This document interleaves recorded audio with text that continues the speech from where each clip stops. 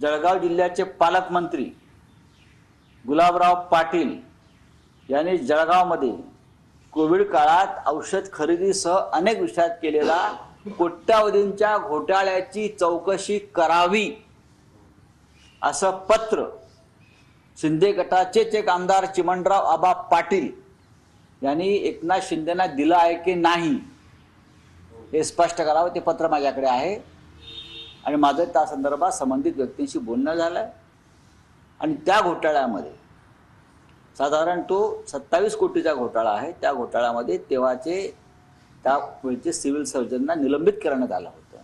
छोटा स्वतःचे आमदार सांभाळता आले नाही आणि माझ्या माहितीप्रमाणे आमच्यामध्ये असं काही विषय नाही आहे।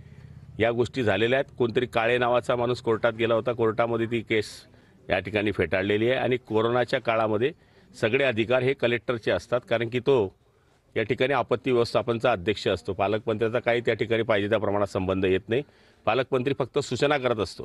त्यामुळे निश्चितपणाने आपसामध्ये भानगड लावण्याचं काम हे करतायत। राऊतांनी पहिले राहिलेले 16 आमदार ते सांभाळावे।